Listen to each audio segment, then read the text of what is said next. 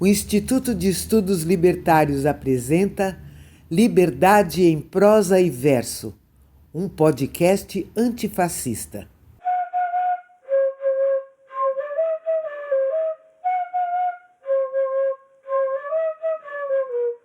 Episódio de hoje: o problema vital entre Lima Barreto e Monteiro Lobato. Neste episódio, vamos apresentar um trecho de Problema Vital, crônica de Lima Barreto, publicada na coletânea Bagatelas em 22 de fevereiro de 1918. Diz ele: Eu quereria muito me alongar sobre o livro de contos de Monteiro Lobato, Urupês, mas não posso agora.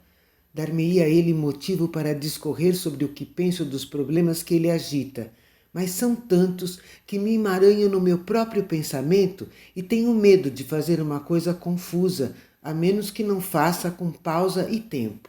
Vale a pena esperar. Entretanto, eu não poderia deixar de referir-me ao opúsculo que me enviou. Trata-se do Problema Vital, uma coleção de artigos publicados por ele no estado de São Paulo referentes à questão do saneamento no interior do Brasil. Trabalhos de jovens médicos como os doutores Arthur Neiva, Carlos Chagas, Belisário Pena e outros vieram demonstrar que a população roceira do nosso país era vítima desde muito de várias moléstias que a alquebravam fisicamente. Todas elas têm uns nomes rebarbativos que me custam muito a escrever, mas Monteiro Lobato os sabe de cor e salteado, e como ele hoje muita gente.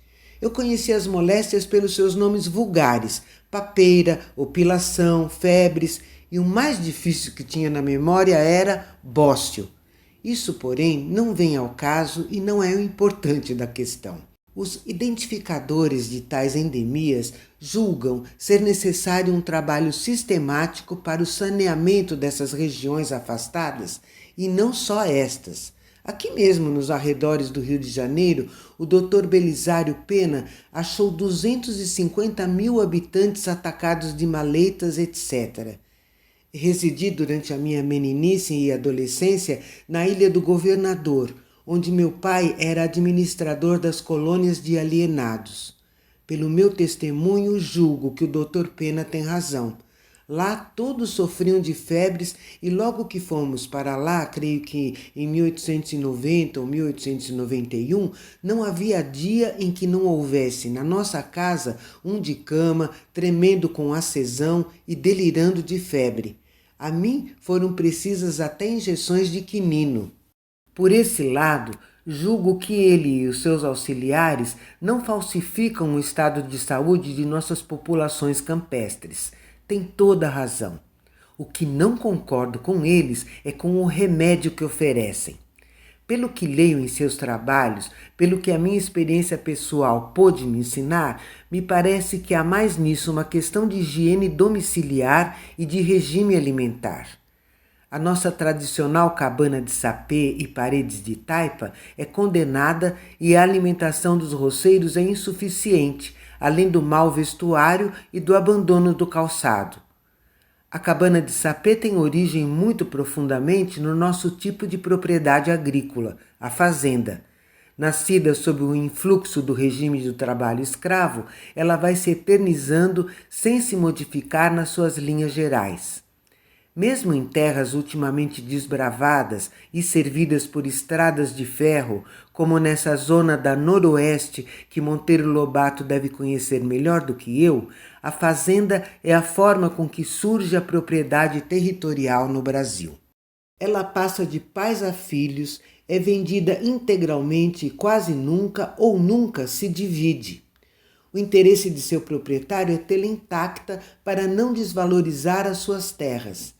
Deve ter uma parte de matas virgens, outra parte de capoeira, outra de pastagens, tantos alqueires de pés de café, casas de moradia, de colonos, currais, etc.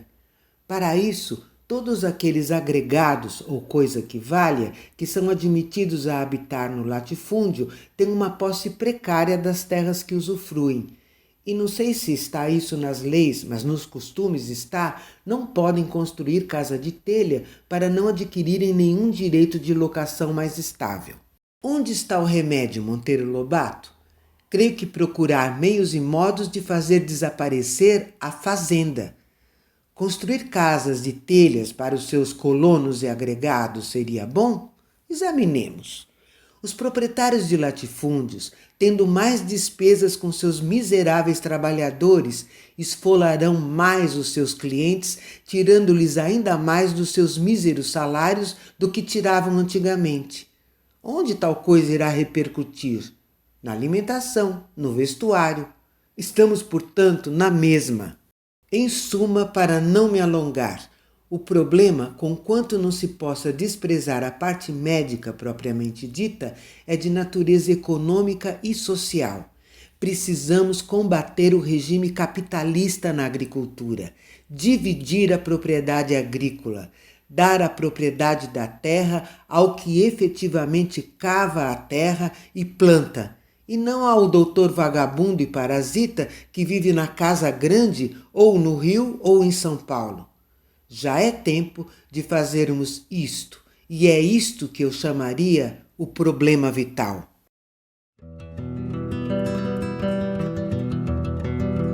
Você acabou de ouvir Liberdade em Prosa e Verso, um podcast antifascista que o Instituto de Estudos Libertários, o IEL, está lançando semanalmente em seu canal do YouTube e nas principais plataformas digitais. Este episódio contou com argumento, roteiro e narração Cibele Troiano, música tema Fran Ferreira, edição Bruno Benevides. Até a próxima!